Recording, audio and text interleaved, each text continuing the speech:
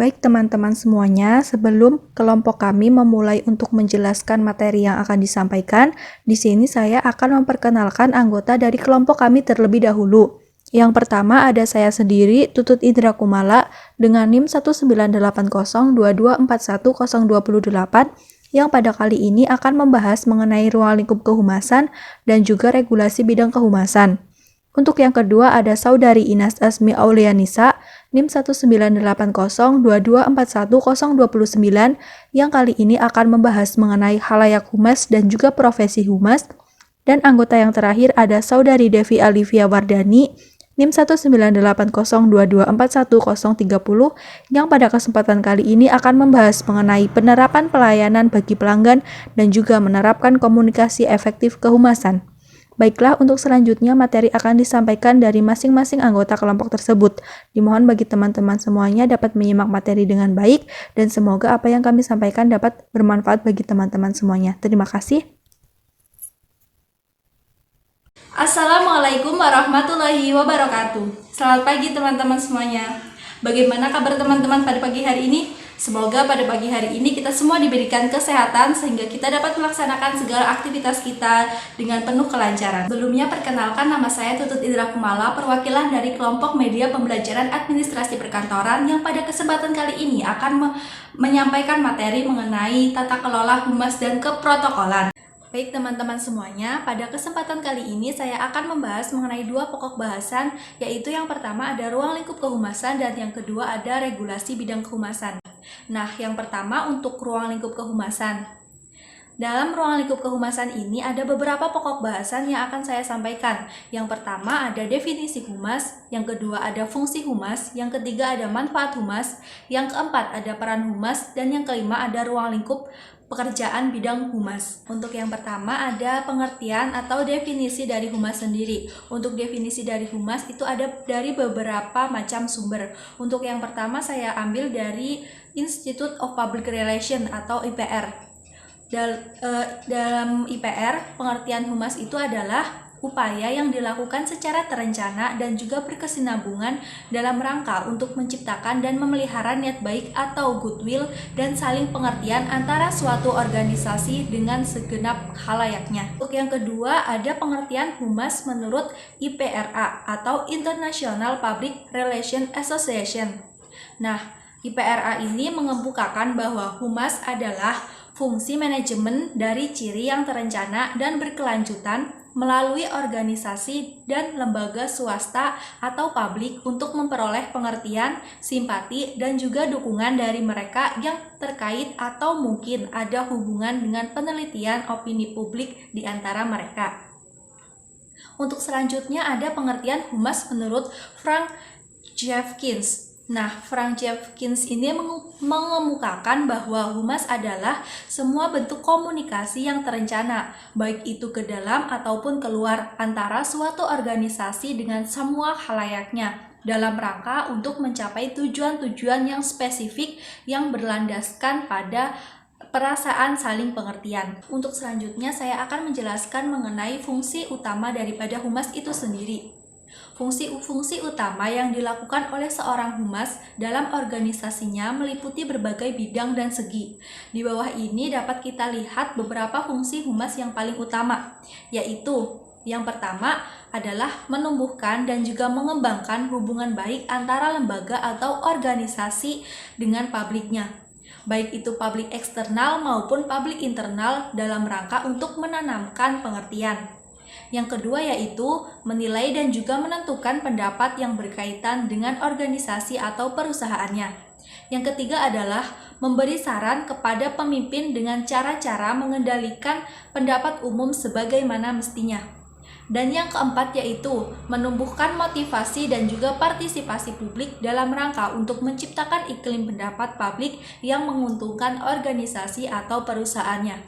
Dan yang terakhir, yang kelima yaitu menggunakan komunikasi untuk mempengaruhi pendapat umum. Selanjutnya ada manfaat dari humas. Untuk manfaat dari humas, di sini terdapat 3 macam manfaat. Yang pertama yaitu memahami, menganalisis, dan mengevaluasi kecenderungan perilaku publik.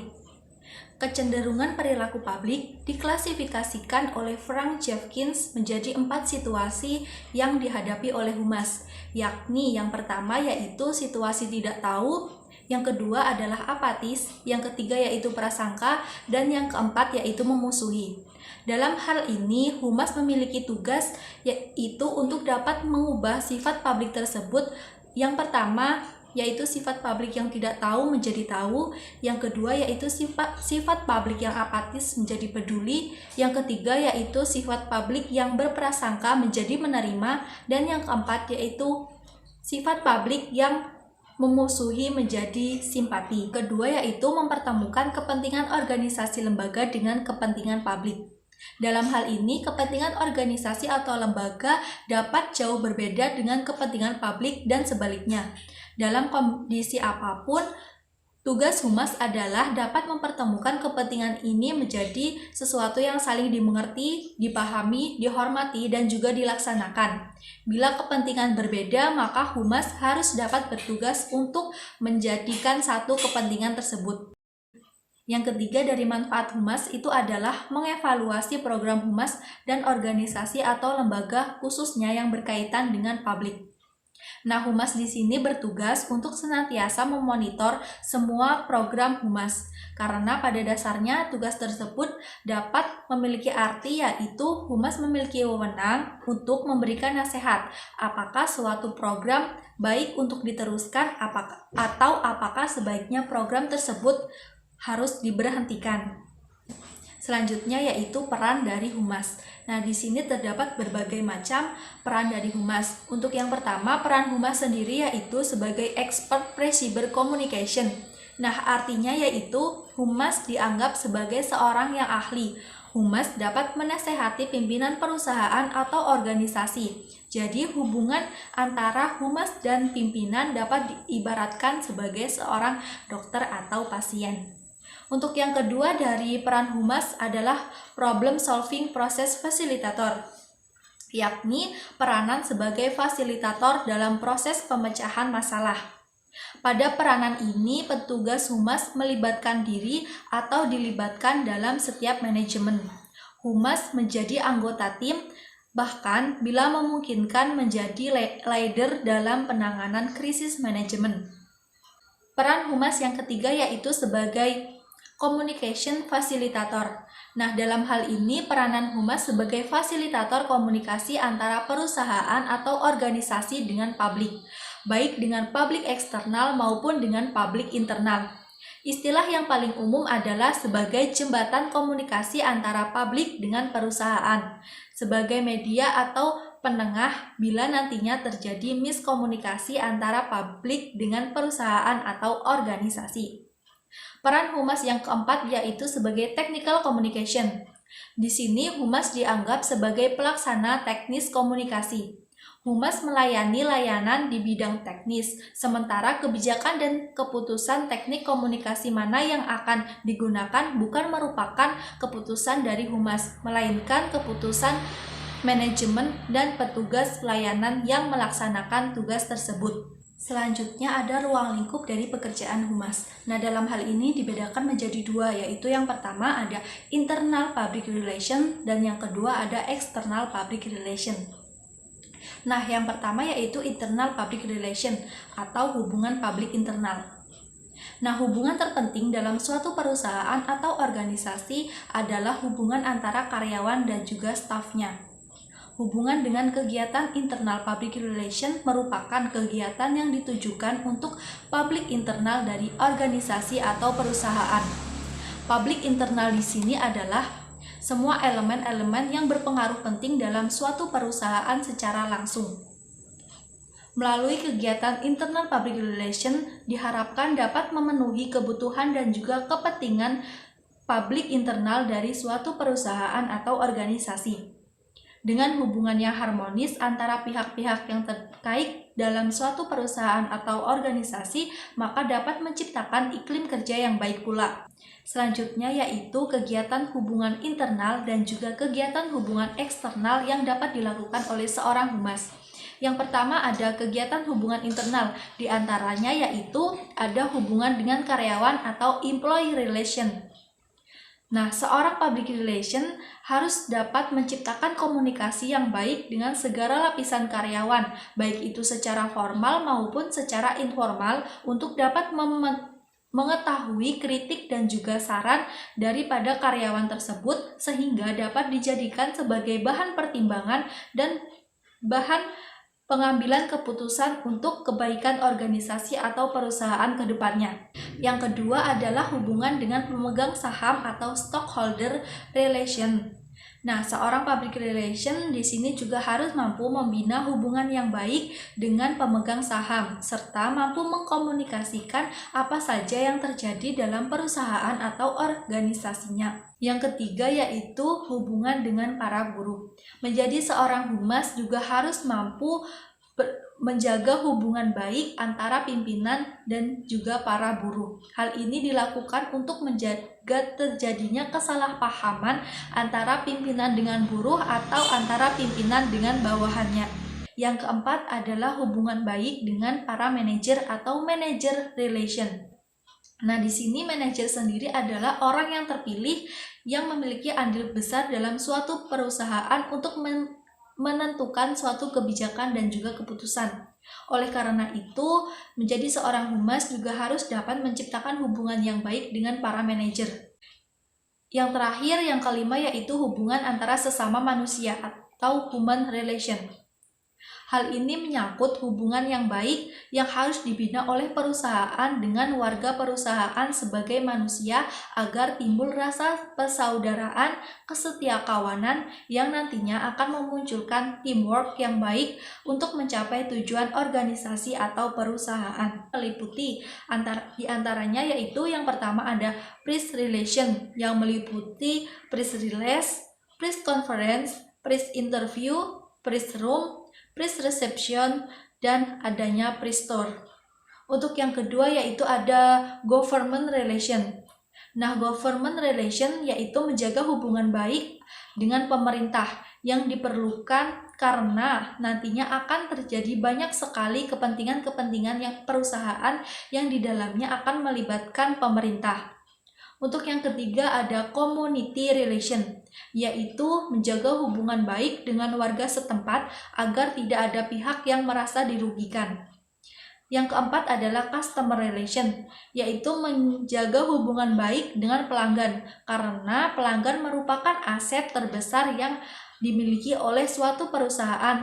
Baiklah, setelah saya menjelaskan mengenai ruang lingkup dari bidang humas, untuk selanjutnya saya akan menjelaskan mengenai regulasi dari bidang kehumasan.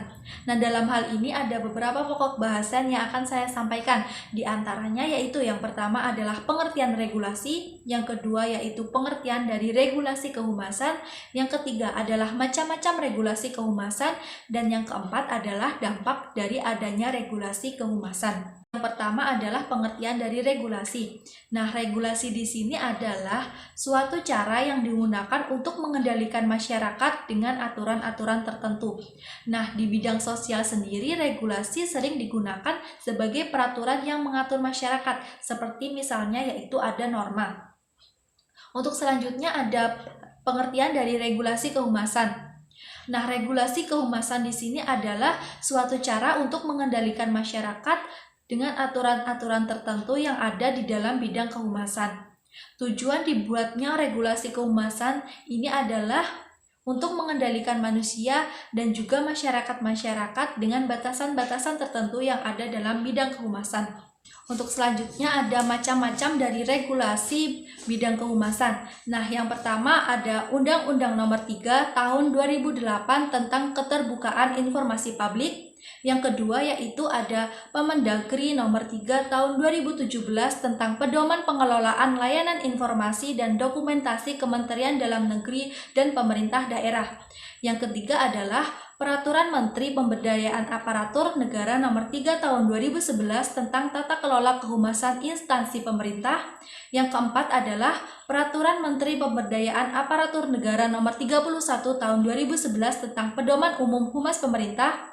Yang kelima yaitu Peraturan Menteri Ristekdikti RI nomor 75 tahun 2016 tentang layanan informasi publik, dan yang keenam yaitu Peraturan Komisi Informasi nomor 1 tahun 2010 tentang standar layanan informasi publik. Ini adalah dampak dari adanya regulasi terhadap humas. Nah, dengan adanya regulasi ini maka akan berdampak baik pada kualitas dan kinerja humas itu sendiri. Maka ketika humas bekerja dalam bidang yang dinamis, maka regulasi ini akan menjadi suatu hal yang sangat penting dalam menjalankan setiap kegiatan yang dilakukan oleh humas. Dengan adanya regulasi menjadi sangat penting dalam setiap berbagai bentuk perubahan-perubahan yang terjadi di masyarakat, sehingga regulasi memiliki peranan yang aktif dan juga merupakan suatu bagian dari hal yang penting dalam setiap kegiatan yang dilakukan oleh praktisi humas. Baiklah teman-teman semuanya, kesimpulan dari materi yang telah saya sampaikan yaitu bahwa pengertian humas sendiri adalah sebuah komunikasi yang dilakukan secara terencana dan berkesinambungan, baik itu komunikasi keluar maupun komunikasi ke dalam, yang dilakukan dengan tujuan untuk menciptakan citra baik dari perusahaan itu sendiri. Untuk pengertian dari regulasi kehumasan adalah suatu tata aturan yang berguna untuk mengatur segala proses yang terjadi dalam bidang kehumasan. Baiklah, sekian presentasi yang telah saya sampaikan mengenai ruang lingkup pekerjaan humas dan regulasi bidang kehumasan. Untuk selanjutnya saya persilakan kepada Saudari Inas untuk menyampaikan materinya. Terima kasih. Baik, terima kasih Saudara Tutut Indra Kumala sudah memberikan kesempatan saya untuk presentasi. Halo teman-teman semuanya, sebelumnya apa kabar? Di sini saya Inas Azmi Audenisa, NIM 19802241029 akan menyampaikan materi lanjutan mengenai humas dan protokoler. Kita akan membahas dua subbab. Yang pertama adalah mengenali khalayak humas. Yang kedua adalah menerapkan profesi humas itu sendiri. Yuk kita masuk ke dalam babnya. Setiap organisasi, baik perusahaan atau sekolah lembaga, tentunya memiliki khalayak yang berbeda-beda. Bahkan antara perusahaan A dan perusahaan B memiliki khalayak yang berbeda-beda. Bahkan untuk organisasi yang mempunyai core bisnis yang sama, itu juga memiliki khalayak yang berbeda-beda. Perusahaan di bidang otomotif seperti Astra dan Indomobil masing-masing mempunyai khalayak sendiri-sendiri, baik khalayak eksternal maupun internal. Maka pesan dari public relation dan media yang digunakan tidak dilakukan secara sama ke semua khalayak. Penetapan khalayak sengaja ditentukan supaya pesan yang disampaikan dan yang diterima oleh khalayak mampu diterima secara efektif. Oke, itu tadi pengenalan atau pendahuluan mengenai khalayak. Udah paham kan teman-teman secara gambaran umum? Setiap perusahaan memiliki khalayak yang berbeda-beda, dan kita harus menentukan media supaya pesan yang kita sampaikan ke khalayak dapat diterima dengan efektif. Memasuki pembahasan pertama, yaitu pengertian. Menurut Frank Jeffnis, dalam bukunya Public Relation, dia menyatakan bahwa khalayak atau publik adalah kelompok atau orang-orang yang berkomunikasi secara internal maupun eksternal dalam suatu organisasi. Khalayak biasa disebut dengan pihak yang menerima sasaran, baik itu pembaca, pendengar, pemirsa, audiens, dekor, atau komunikan. Khalayak adalah suatu unsur dari proses komunikasi. Oleh karena itu, khalayak tidak boleh diabaikan sebab berhasil tidaknya suatu proses komunikasi ditentukan oleh khalayak itu sendiri. Sekarang kita akan membahas subbab kedua, yaitu pentingnya khalayak. Kita sudah tahu khalayak itu apa, pengertiannya apa. Sekarang kita membahas seberapa penting sih khalayak dalam suatu organisasi. Beberapa alasan pokok mengapa suatu organisasi atau perusahaan harus mengenali dan menetapkan unsur masyarakat luas yang menjadi khalayak. Berikut pentingnya alasan ditetapkannya khalayak. Yang pertama adalah mengidentifikasi sasaran. Mengidentifikasi sasaran digunakan untuk mengidentifikasi segmen khalayak atau kelompok yang paling tepat untuk dijadikan sasaran suatu program kehumasan. Yang kedua adalah menciptakan skala prioritas. Untuk menciptakan skala prioritas sehubungan dengan adanya keterbatasan anggaran dan sumber-sumber daya lainnya. Yang ketiga adalah teknik public relation atau humas. Penetapan khalayak digunakan untuk memilih media dan teknik public relation yang sekiranya paling sesuai. Yang keempat adalah mempersiapkan pesan. Khalayak digunakan untuk mempersiapkan pesan-pesan sedemikian rupa agar cepat dan mudah diterima. Pembahasan yang ketiga adalah akibat tidak ada khalayak. Tadi sudah membahas seberapa penting, tentunya sangat penting banget ya. Karena dengan khalayak kita dapat menentukan teknik-teknik kehumasan, bagaimana cara humas tersebut mampu menyampaikan pesan-pesan supaya dapat diterima dengan efektif dan efisien. Lalu bagaimana sih jika tidak ada khalayak itu sendiri? Akibat tidak adanya khalayak ada 4 akibatnya. Yang pertama adalah terpecah belah. Segenap usaha dan dana akan terpecah belah akibat terlalu luasnya khalayak yang dituju. Kita nggak punya sasaran yang tepat, nggak punya sasaran yang sesuai, sehingga kita menyasar banyak masyarakat luas, tentunya akan menghabiskan dana perusahaan. Yang kedua adalah pesan tidak sampai. Pesan yang dikirimkan tidak ditangkap atau dimengerti sebagaimana mestinya, karena pesan itu tidak sesuai dengan karakteristik khalayak yang menerimanya. Misal, kita mengirimkan pesan yang tidak tahu akan ditujukan kepada siapa, sehingga kita sulit menentukan media penyampaian pesan, dan pada akhirnya tidak sampai pesan tersebut ke masyarakat manapun. Yang ketiga adalah tidak ekonomis. Total kegiatan tidak akan sesuai dengan jadwal yang telah ditetapkan, sehingga penggunaan jam kerja, materi, secara peralatan menjadi tidak ekonomis. Seperti yang pertama tadi, banyak menghambur-hamburkan uang, dan yang ini banyak menghambur-hamburkan jam kerja. Kita menjadi kerja lebih berat.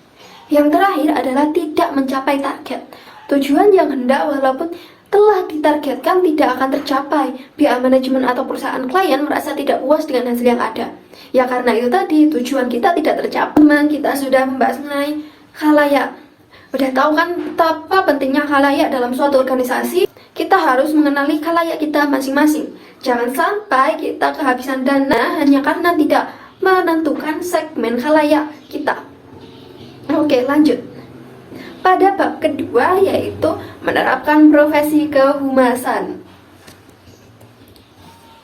Bahasan pokok yang akan kita bahas pada kali ini adalah yang pertama, artikulasi public relation. Yang kedua, kode etik public relation. Yang ketiga adalah etika dasar. Yang keempat adalah hal penting yang harus diperhatikan dalam kehumasan. Apa sih etika public relation atau humas? Yang pertama adalah good communication for internal and external public. Yaitu artinya kita harus memiliki komunikasi yang baik untuk internal maupun eksternal. Yang kedua adalah tidak terlepas dari faktor kejujuran. Sebagai landasan utamanya, humas harus menerapkan kejujuran. Yang ketiga adalah memberikan kepada bawahan atau karyawan adanya sense of belonging and sense of wanted pada perusahaan, atau membuat mereka merasa diakui atau dibutuhkan. Hal ini penting loh, karena kita sendiri apabila merasa tidak diinginkan oleh perusahaan, kita akan males-malesan, kita akan kurang semangatnya. Yang keempat adalah etika sehari-hari dalam berkomunikasi dan berinteraksi harus tetap dijaga. Yang kelima adalah menyampaikan informasi-informasi penting kepada anggota dan kelompok yang berkepentingan menerima informasi tersebut. Yang keenam adalah menghormati prinsip-prinsip rasa hormat terhadap nilai manusia. Yang ketujuh adalah menguasai teknik dan cara penanggulangan kasus-kasus sehingga dapat memberikan keputusan dan pertimbangan secara bijaksana. Yang kedelapan adalah mengenali batas-batas yang berdasarkan pada moralitas dalam profesinya. Yang kesembilan adalah penuh dedikasi dalam profesinya. Yang kesepuluh adalah mentaati kode etik public relation itu sendiri. Oke, membahas mengenai kode etik. Apa itu kode etik humas atau public relation? Kode etik humas atau public relation itu sendiri ada 4.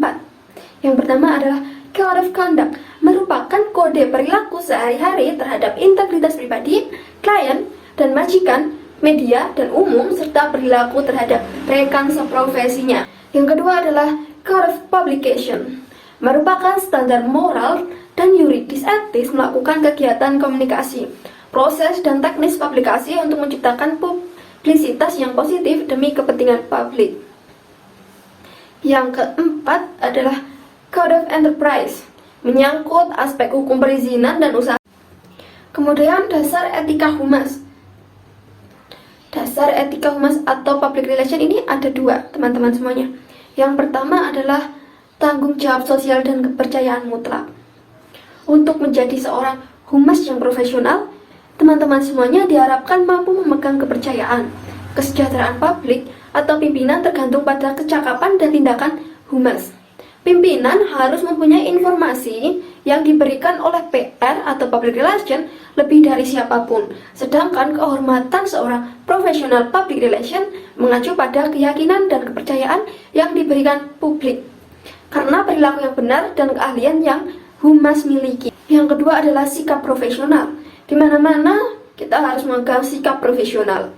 Sikap profesional memiliki prinsip bahwa teman-teman semuanya, humas harus bertindak atas dasar keinginan untuk menciptakan kebaikan di antara kedua belah pihak, baik untuk klien maupun organisasi, bukan semata-mata untuk mengejar posisi dan kekuasaan, alias keuntungan untuk diri sendiri. Oke, selanjutnya adalah hal-hal yang perlu diperhatikan ketika kita menjadi humas. Apa saja teman-teman? Yang pertama adalah tanggung jawab. Tanggung jawab seperti yang saya utarakan tadi. Praktisi PR atau public relation memiliki tanggung jawab terhadap pelaksanaan pekerjaan dan fungsinya yang dinamakan by function, serta tanggung jawab terhadap dampak atau akibat dari tindakan pelaksanaan profesi, yaitu by profession, terhadap dirinya, rekan kerja dan profesi, organisasi perusahaan, dan masyarakat umum lainnya. Hal yang perlu diperhatikan kedua adalah kebebasan. Para profesional public relation memiliki kebebasan dalam menjalankan profesinya tanpa merasa takut atau ragu-ragu, tetapi tetap memiliki komitmen dan bertanggung jawab dalam batas-batas aturan main yang ditentukan oleh kode etik sebagai standar perilaku profesional. Yang ketiga adalah kejujuran. Profesional PR harus jujur dan setia, serta merasa terhormat pada profesi yang disandangnya, mengakui akan kelemahannya dan tidak menyombongkan diri, serta berupaya terus untuk mengembangkan diri dalam mencapai kesempurnaan bidang keahlian dan profesinya melalui pendidikan, pelatihan, dan pengalaman. Di samping itu semua, tidak akan meluncurkan profesinya untuk tujuan yang tidak dapat dipertanggungjawabkan demi tujuan materi semata atau kepentingan sepihak.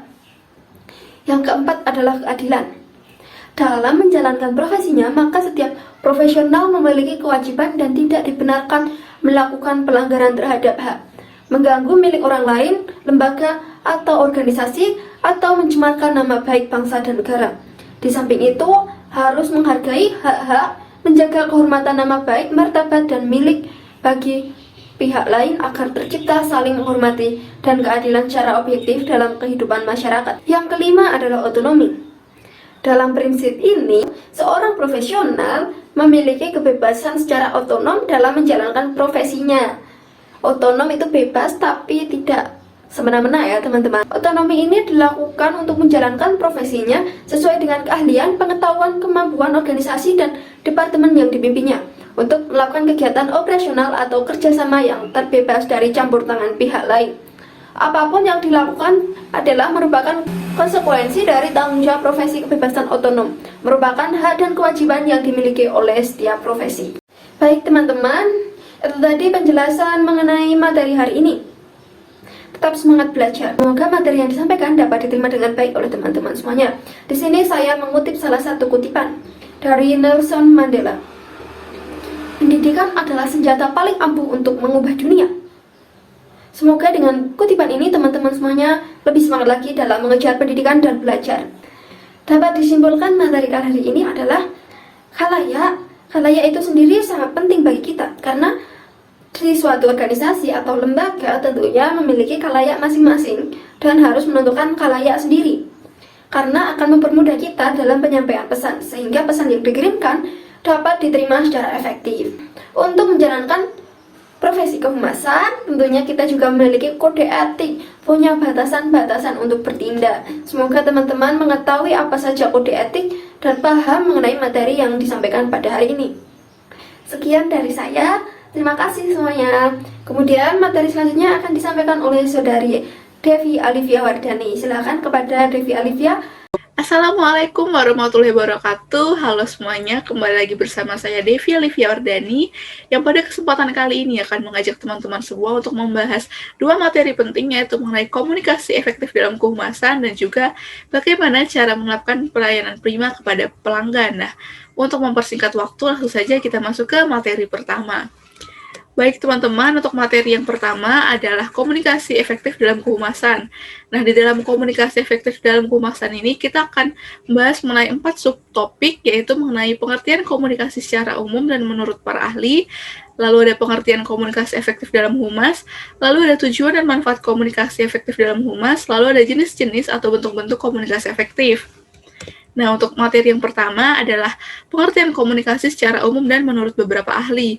Komunikasi adalah proses pengiriman atau sending dan penerimaan atau receiving pesan atau berita dan informasi antara dua individu atau lebih dengan cara yang efektif sehingga pesan yang dimaksud dapat dipahami dengan baik. Adapun beberapa definisi komunikasi dari beberapa pakar adalah sebagai berikut. Yang pertama, menurut Harold Laswell dalam Liliwery menyatakan bahwa komunikasi adalah proses yang menunjukkan siapa mengatakan apa, dengan cara apa, kepada siapa, dan dengan efek apa. Lalu menurut Karl L. Hofland menyatakan bahwa komunikasi adalah proses di mana seorang individu atau komunikator mengoperasikan stimulan biasanya dengan lambang-lambang bahasa, baik secara verbal maupun non-verbal, untuk mengubah tingkah laku orang lain. Lalu yang ketiga, menurut Theodorsson dan Theodorsson menyatakan bahwa komunikasi adalah penyebaran informasi, ide-ide sebagai sikap atau emosi dari seseorang kepada orang lain, terutama melalui simbol-simbol. Lalu ada pengertian komunikasi efektif dalam humas. Nah, menurut Benti dan Gunawan tahun 2015, komunikasi adalah penyampaian pesan dari satu orang ke orang lain yang bertujuan untuk memberikan informasi tertentu. Komunikasi akan dapat berhasil jika kedua belah pihak dapat saling memahami maksud dari informasi yang dikomunikasikan. Komunikasi dikatakan efektif apabila pesan yang disampaikan tepat sasaran, serta antara pengirim pesan dan penerima pesan sama-sama memberikan respon yang sesuai dengan harapan dan tujuan masing-masing. Lalu komunikasi efektif adalah komunikasi yang bertujuan agar komunikan dapat memahami pesan yang disampaikan oleh komunikator dan komunikan memberikan umpan balik yang sesuai dengan pesan. Nah, umpan balik yang sesuai dengan pesan tidak selalu berupa persetujuan. Komunikan dapat saja memberikan umpan balik berupa ketidaksetujuan terhadap pesan, namun yang terpenting adalah dimengertinya pesan dengan benar oleh komunikan dan komunikator memperoleh umpan balik yang menandakan bahwa pesanannya telah dimengerti oleh komunikan. Lalu selanjutnya, tujuan dan manfaat komunikasi efektif humas berserta contohnya, misalnya antara sekolah dan masyarakat.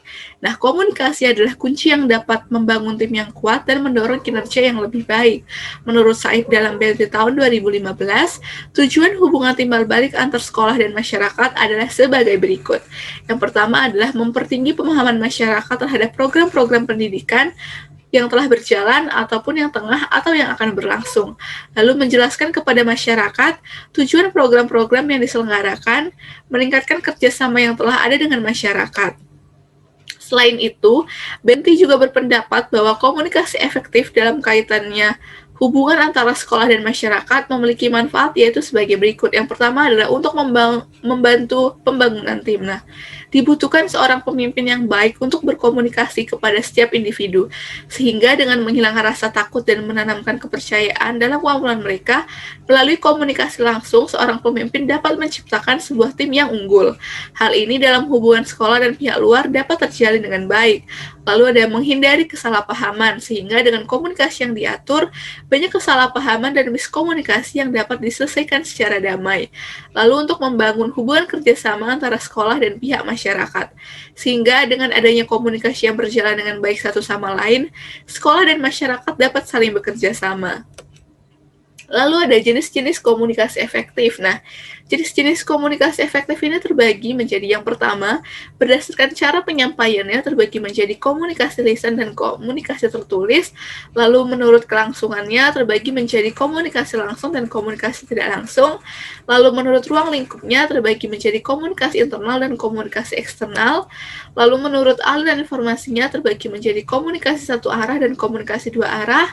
Lalu menurut jumlah yang berkomunikasi terbagi menjadi komunikasi intrapersonal dan komunikasi perseorangan. Lalu yang terakhir menurut kemasan pesan yaitu komunikasi verbal dan komunikasi nonverbal.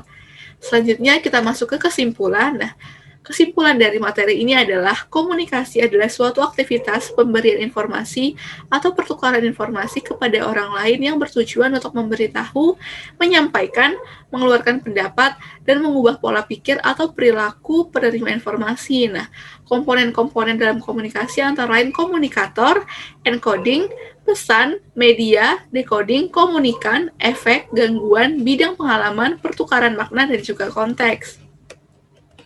Nah, selanjutnya, komunikasi efektif adalah komunikasi yang bertujuan agar komunikan dapat memahami pesan yang disampaikan oleh komunikator dan komunikan memberikan umpan balik yang sesuai dengan pesan.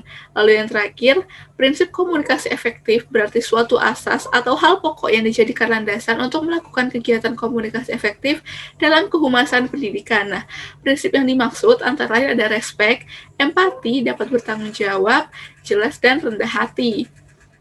Oke, sekian pemaparan materi yang pertama. Nah, semoga bisa dipahami oleh teman-teman agar kita bisa lanjutkan ke materi selanjutnya. Nah, langsung saja untuk materi selanjutnya, yaitu menerapkan pelayanan prima kepada pelanggan.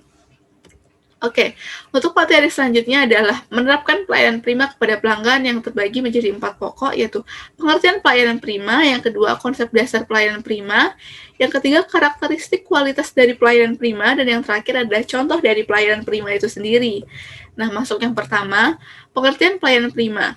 Excellent service atau disebut juga pelayanan prima merupakan suatu tindakan melakukan pelayanan sebaik mungkin kepada para pelanggan sehingga pelanggan menjadi merasa puas, atau dapat didefinisikan juga pelayanan prima yakni melakukan pelayanan sebaik mungkin kepada para pelanggan atau konsumen sehingga menimbulkan rasa puas.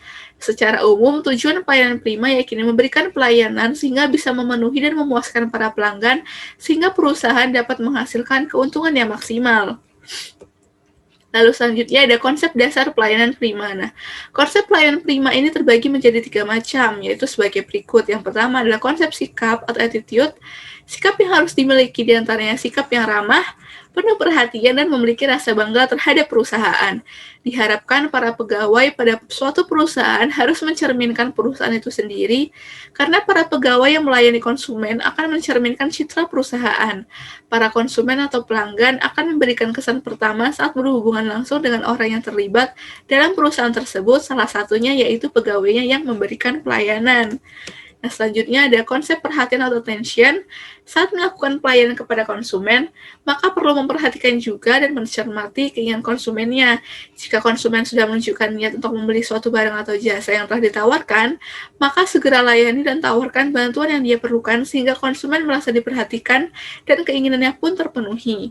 Beberapa hal yang perlu diperhatikan dalam konsep ini seperti mengucapkan salam saat memulai pembicaraan, bertanya apa saja dengan konsumen, memahami keinginan konsumen, melakukan pelayanan dengan ramah, tepat, dan cepat, serta harus menempatkan kepentingan konsumen menjadi yang paling utama.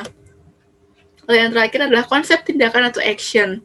Dalam konsep tindakan, misalnya seorang pegawai pada bagian pelayanan harus selalu memperhatikan dan mencermati apa yang menjadi keinginan konsumen.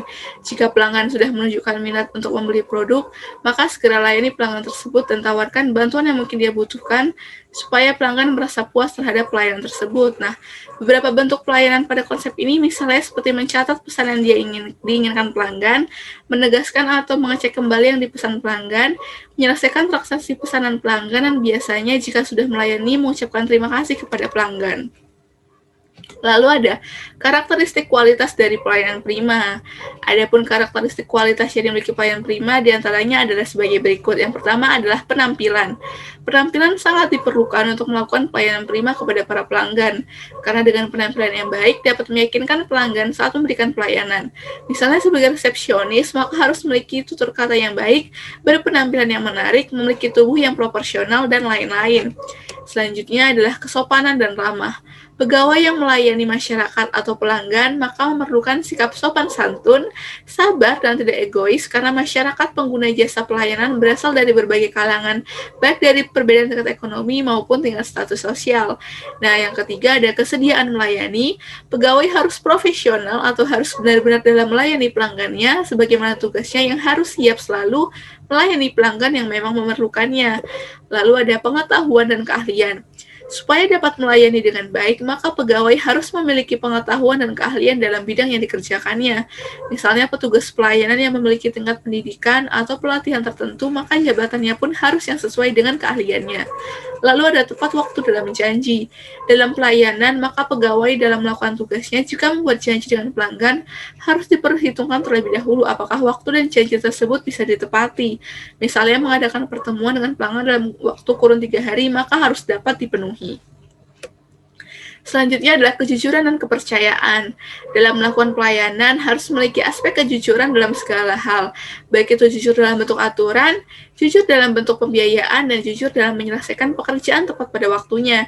Jika bersikap jujur, maka petugas pelayanan dapat dipercaya dari berbagai aspek, misalnya dari segi perkataannya, sikapnya, dalam melakukan pekerja, dan lain-lain.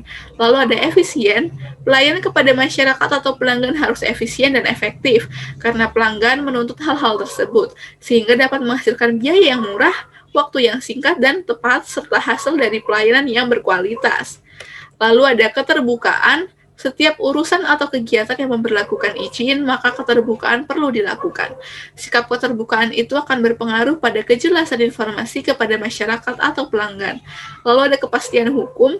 Jika hasil dari pelayanan yang dilakukan kepada pelanggan berupa suatu keputusan, maka harus memiliki kepastian hukum. Jika tidak memiliki kepastian hukum yang jelas, maka akan berpengaruh kepada sikap masyarakat. Misalnya dalam pelayanan mengurusan surat berharga, jika ditemukan ketidakpastian hukum, maka akan berpengaruh kepada kredibilitas perusahaan atau pelayanan tersebut. Lalu ada biaya. Dalam pelayanan, maka perlunya penentuan pembiayaan yang wajar. Oleh karena itu, biaya harus disesuaikan dengan daya beli masyarakat, harus transparan dan juga sesuai dengan peraturan. Lalu ada contoh pelayanan prima. Nah, beberapa contoh pelayanan prima misalnya seperti yang dilakukan oleh bank. Saat kita memasuki bank, biasanya Satpam akan menyapa dan bertanya, lalu Satpam akan menunjukkan kita ke pelayanan yang kita butuhkan. Biasanya saat kita ke teller bank, pihak teller akan menyapa kembali dan memberikan pelayanan. Lalu setelah pelayanan selesai, pihak teller biasanya akan bertanya seperti, apa ada yang bisa saya bantu lagi, Pak? Seperti itu. Lalu contoh selanjutnya adalah pada supermarket. Nah, misalnya kita berkunjung ke supermarket untuk membeli sesuatu, biasanya saat kita masuk ke supermarket, kasir atau pegawai mengucapkan selamat datang sambil tersenyum, dan saat kita ingin membayar belanjaan kita ke pegawai kasir, mereka akan memberikan tawaran lain sambil tersenyum dan terakhir selalu mengucapkan terima kasih. Lalu selanjutnya adalah kesimpulan. Definisi pelayanan prima yakni melakukan pelayanan sebaik mungkin kepada para pelanggan atau konsumen sehingga menimbulkan perasaan puas. Konsep dasar pelayanan prima sendiri terbagi menjadi 3, yaitu konsep sikap, konsep tindakan, dan juga konsep perhatian untuk memberikan kepuasan dan kepercayaan kepada konsumen sebagai upaya menjaga loyalitas dan tingkat kepuasan konsumen serta membantu konsumen dalam pengambilan keputusan saat bertransaksi. Oke teman-teman semua, karena sebelumnya kita sudah membahas mengenai penerapan pelayanan prima kepada pelanggan, untuk lebih jelasnya di sini kami akan menyampaikan atau menampilkan sebuah video mengenai bagaimana cara menanggapi keluhan pelanggan dengan baik dan penuh perhatian sebagai salah satu unsur dari pelayanan prima. Nah, di dalam video dijelaskan terdapat seorang pelanggan yang melakukan komplain terhadap sebuah toko karena barang yang baru dipesannya mengalami kerusakan. Lalu pelanggan tersebut pun memutuskan untuk menelepon customer service dari toko tersebut. Selanjutnya, customer service dari toko tersebut mengangkat telepon dan menanyakan apa yang bisa dibantu kepada pelanggan. Setelah itu, pelanggan menyampaikan keluhannya dan customer service mencatat keluhan tersebut untuk langsung disampaikan kepada pihak marketing terkait proses pergantian atau perbaikan dari barang. Nah, untuk lebih jelasnya, supaya lebih paham, bisa teman-teman simak video selanjutnya. Selamat menonton.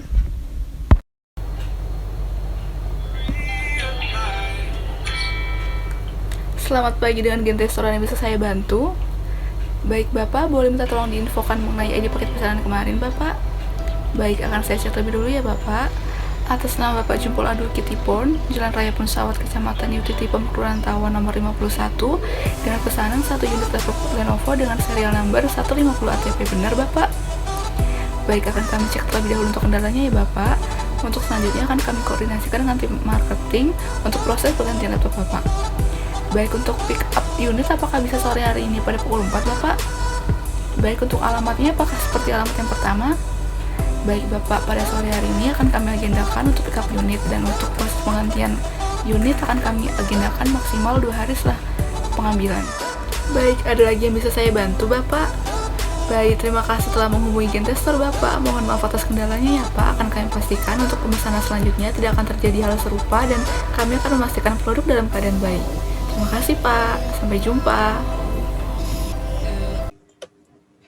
Baiklah teman-teman, tidak terasa kita sudah sampai di akhir materi nih. Semoga materi yang telah saya sampaikan, yaitu mengenai komunikasi efektif dalam kehumasan dan juga bagaimana cara menerapkan pelayanan prima kepada pelanggan, dapat dipahami dengan baik oleh teman-teman. Nah, untuk itu saya akhiri dulu pertemuan pada hari ini. Sampai jumpa di pertemuan-pertemuan selanjutnya.